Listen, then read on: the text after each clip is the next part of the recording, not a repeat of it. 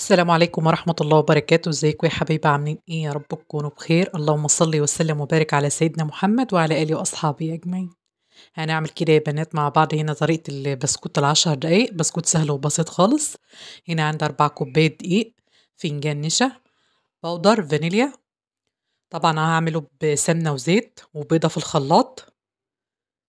كده المقادير معايا كده مع بعض، هنمشي خطوة خطوة كده يا بنات. كده أنا عملت البيضة مع السمنة والزيت في الخلاط، وحطيت معلقة بشر برتقال.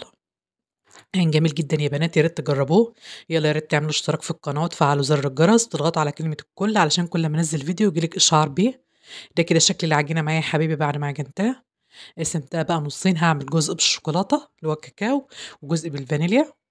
كده أنا هانزل بمقلعتين كاكاو على العجينة طبعًا بعد ما قسمتها. هابدأ بقى أعجنها كده مع بعض بالشكل ده كده، ونبدأ بقى نشكّلها مع بعض أي شكل أنت عايزاه. أنا هابدأ أعمل الشكل ده كده وأعمله بأي غطا عندي، زي ما عملت معاكم قبل كده. ودي طريقة، ودي طريقة طبعًا أي طريقة عندِك ممكن تعمليها، دي طريقة سهلة خالص بالشوكة. هاعمل رول صغير كده، وأبدأ أعمل بالشوكة كده من الناحية دي ومن الناحية دي، والنُص كده أضغط ضغطة خفيفة بحيث يظهر عندي شكل الفيونكة بالشكل ده كده.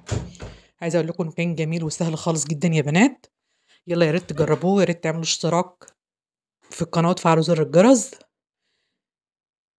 إيه رأيكم يا بنات؟ شكله كده جميل، وكان جميل جدًا. ممكن تعملي أي شكل بقى أنتِ حاباه أو أنتِ عايزاه طبعًا.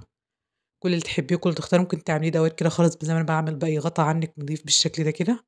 ممكن برضه تجيبي المضرب بتاع البيض اللي هو الفرداني ده تعملي بيه، أو ممكن نظام الشوكة ده سهل جدًا وجميل وكان طعمه حلو جدًا. عايزة أقول لكم بقى باعمل دواير صغيرة بالشكل ده كده، وأجيبها بقى على راحة إيدي وأقوم ألفّها كده لفّة تبقى معايا بالشكل ده كده. تبدأي بقى أنتِ تعملي لغاية ما يطلع معاكِ الشكل المناسب والمطلوب واللي تحبيه برضه. يالّا يا بنات يا ريت تعملوا اشتراك في القناة وتفعلوا زر الجرس، تقوموا تجربوا الخطوة الجميلة دي كده. عايزة أقول لكم البسكوت ده كان روعة وجميل جدًا يا بنات مع كوباية الشاي كده في ساعة العصاري، مش عايزة أقول لكم بجد كان روعة وتحفة جدًا.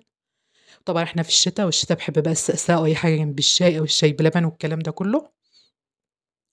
يالّا يا بنات يا ريت تقوموا تجربوه وتقولوا رأيكم فيه. بالشكل ده كده يا بنات هابدأ أعمل بقى وأملى الصينية دي خلاص بأي أشكال أنا عايزاها. طبعًا أكون مشغّلة الفرن على درجة حرارة عالية عشان ما هو طبعًا يا بنات ما بياخدش وقت.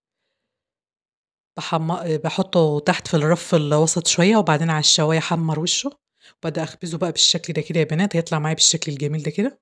عايزة أقول لكم إنه كان جميل جدًا. شوفوا بقى الأشكال اللي أنا عملتها يا بنات. طبعًا دودو قعدت تساعدني لإن دودو بتحب الحاجات ديّة بالشكل ده كده. يالّا يا بنات يا ريت الفيديو يكون عجبكم ويكون خفيف على قلبكم.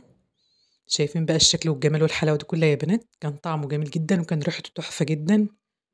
يالّا يا ريت الفيديو يكون عجبكم ويكون خفيف على قلبكم، والسلام عليكم ورحمة الله وبركاته.